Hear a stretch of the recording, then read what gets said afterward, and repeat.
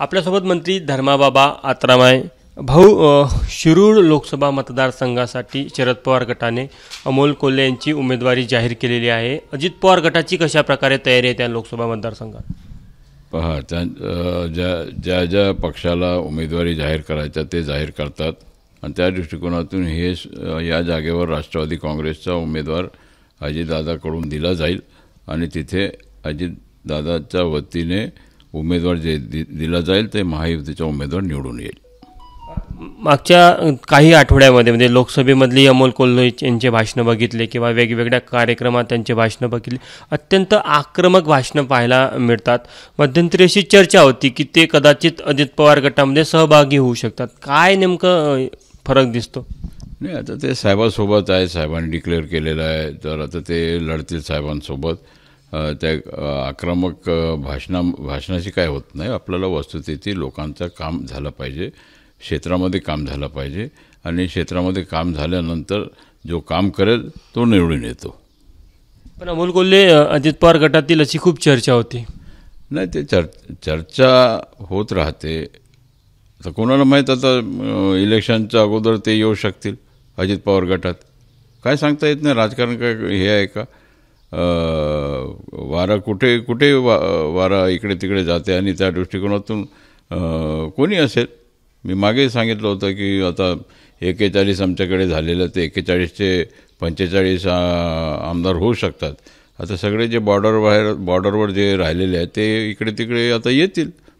म्हणजे उमेदवार जरी घोषित झाले असले अमोल कोल्हे त्यांची उमेदवारी, तरी ते येऊ शकतात, काही पण होऊ शकतं। नाही, राजकारणामध्ये काय खरं आहे का? राजकारणामध्ये काही होऊ शकते। मी सुद्धा स्वप्नात विचार केला नाही, मंत्री झालो मी, असं आहे। तर अजित पवार गटाने उमेद अजून सोडली नाही अमोल कोल्हे संदर्भात? नाही, असं नाही। मी म्हणत आहो की ते येऊ शकतात असं मी म्हणत आहो। आमचा उमेदवार तयारी आहे। दादांचा सगळे 4 जागेवर कोण उभा राहायचं, काय नाही उभा राहायचं, ते जे आता जे एक्झिस्टिंग जे प्रमाणे 4 सीट आपले आहेत राष्ट्रवादी काँग्रेसकडे, ते 4ही जागेवर उमेदवारी निश्चित मला वाटते की दादांनी निश्चित केला असेल, म्हणजे आमच्या सगळे वरिष्ठ नेते राष्ट्रवादीचे, आणि त्या दृष्टीने उमेदवारी जेव्हा डिक्लेअर करायचा वेळ येईल त्यावेळी ते डिक्लेअर करतील दादा। विदर्भामध्ये 2 मतदारसंघामध्ये भंडारा गोंदिया आणि गडचिरोलीसाठी राष्ट्रवादी काँग्रेस अजित पवार गट खूप आग्रही आहे।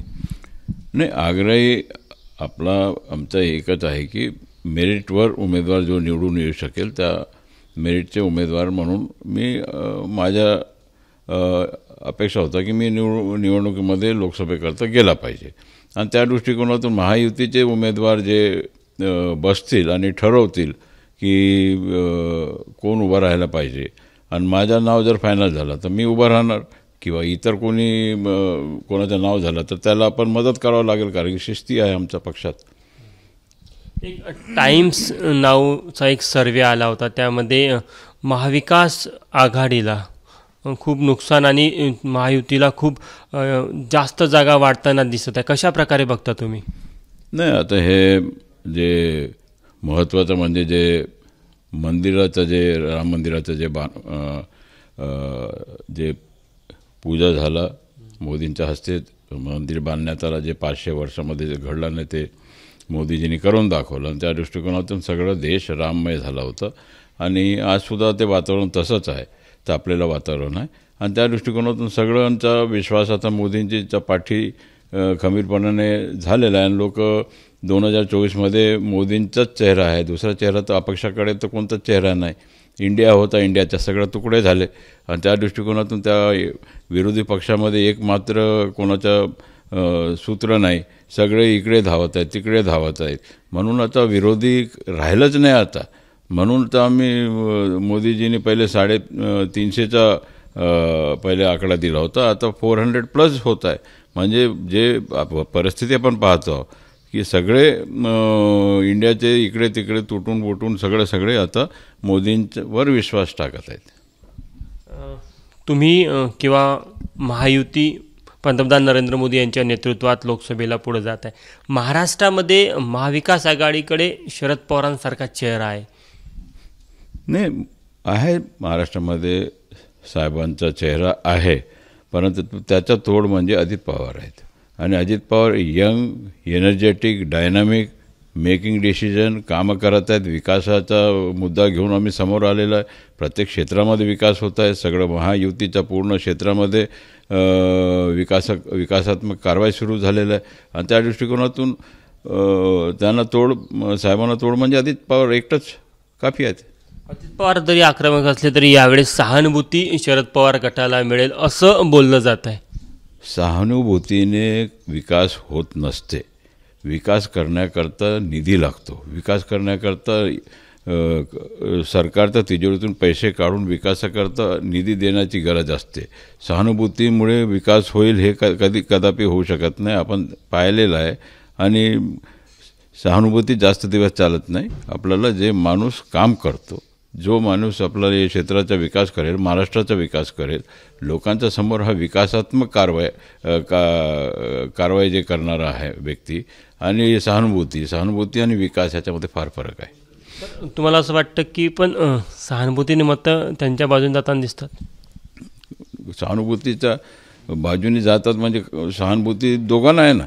अजित पवारने काय नुकसान केलं? त्यांनाही सहानुभूती आहे की ते विकास करणाऱ्या माणसाला साहेबांनी मदत नाही केलं, त्याच्या खांद्यावर जबाबदारी टाकला नाही, म्हणून त्याच्याही सहानुभूती आम्हाला मिळेल.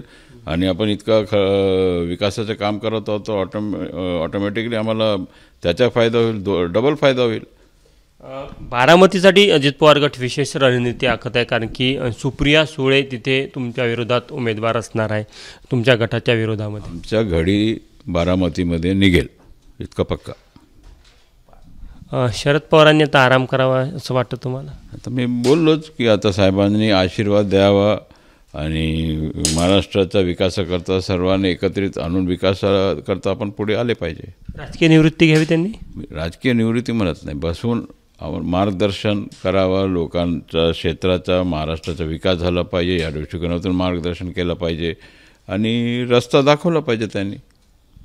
हे होते मंत्री धर्माबाबा आत्राम. कॅमेरामॅन व्यंकटेश नायडूसह तुषार कोहळे, एबीपी माझा, नागपूर. एबीपी माझा, उघडा डोळे बघा नीट.